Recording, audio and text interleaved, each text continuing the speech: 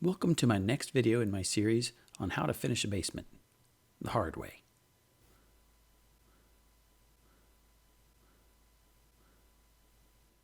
Most people refer to it as a windowsill, including me, but it's actually called a window stool.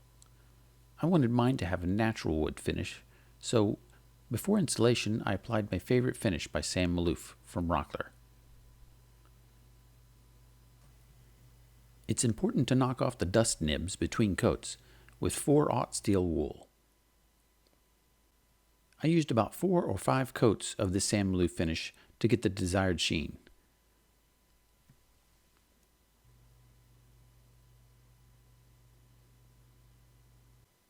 I also chose to go with a natural wood finish to cover the steel column in the middle of the room. I found some knot-free pine boards at my local Home Depot, and I used my Festool domino to align and wrap the boards around the metal column. My desire to avoid brad nails meant that I had to use a few clamps for glue up. Then I sanded to a very high grit and applied the Sam Maloof poly oil finish in 4 coats.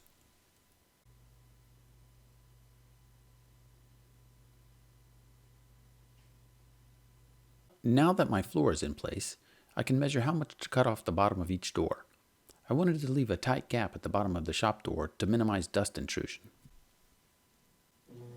There's an old adage in woodworking, measure twice, cut once. But what it should say is, make sure you know what you're measuring. I must have made this measurement about 5 times, but since I was measuring from the wrong reference point, I ended up cutting off too much of the bottom of the door. So now I have to fix the bottom of the door and add a 1/2 inch back. Once the door is painted, I doubt anyone will notice that the bottom of the door is slightly different.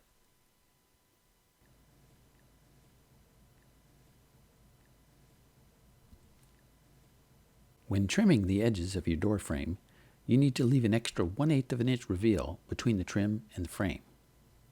An easy way to do this is with an adjustable square.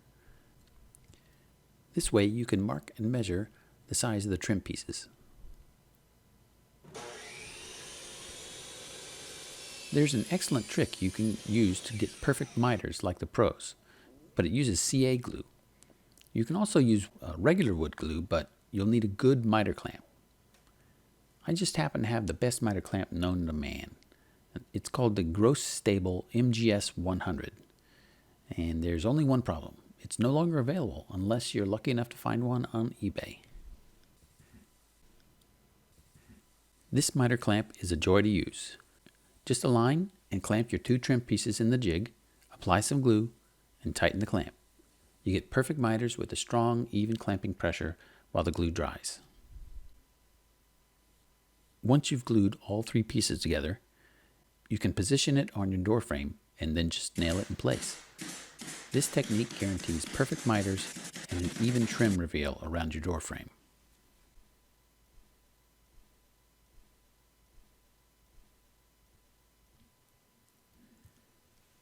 Installing the baseboard trim was pretty straightforward, and everything went smoothly because the floor and walls were flat and square to one another.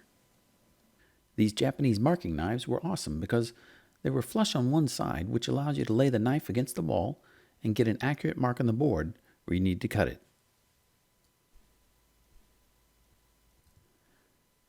Using my laser level to indicate the studs was overkill, but it's still nice to know where the stud was when you're shooting the brad nails. I chose this caulking to finish the trim pieces, and I was very happy with the application and the results. To fill the brad nail holes, I chose Timbermate brand filler. It dries quick and doesn't shrink, and it's easy to sand smooth.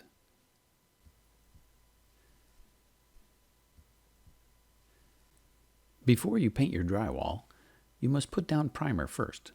Otherwise your paint will have trouble sticking to the walls. I didn't apply any primer to the trim or the doors because they came pre-primed. My favorite paint is from Benjamin Moore. It's a very thick paint high in particulates. And that means it's also one of the most expensive paints you can buy. Frog tape is definitely better than standard blue painter's tape, but don't leave the tape in place for too long, because the longer the tape stays, the stronger the bond seems to get. I had a few places where I slowly pulled off the tape and it peeled off the top layer of the drywall and had to repair and repaint it.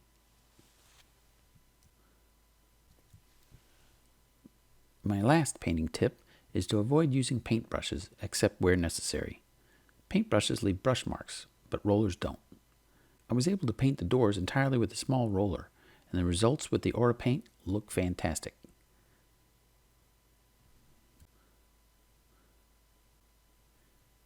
This is the door before paint, and this is the door after.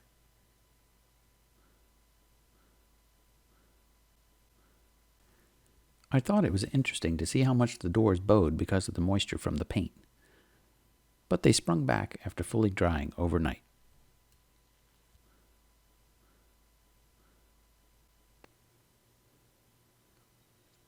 This is what the basement looked like before this project began.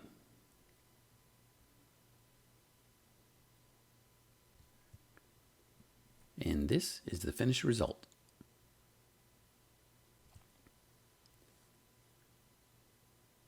I'm very happy with how it turned out. My wife deserves credit for all her help and support along the way, and I especially love her choice in flooring and paint.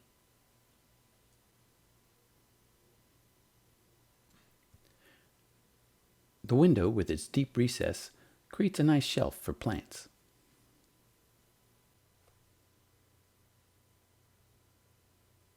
I decided to wait before installing electrical outlets on this wall, because we may eventually install a flat TV, which doubles as an art frame.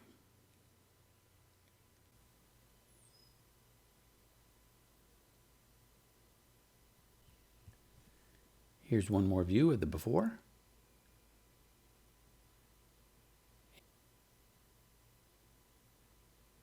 And the after.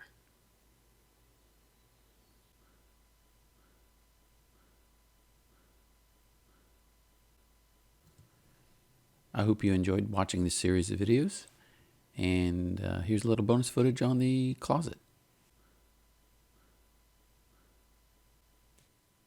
At the beginning of this project, I was really struggling with how I was going to deal with the electric panel and the sump pump in the corner. Making a long storage closet turned out to be a great solution. I got the metal shelves from Sam's Club, and I built a permanent wooden shelf over the sump pump. Easy access to the electrical panel now. A nice storage area for all of the home networking components. And on the other side, I've built another permanent shelf over top of my compressor, because the garage is just above this area. Well, thanks for watching. See you in the next project.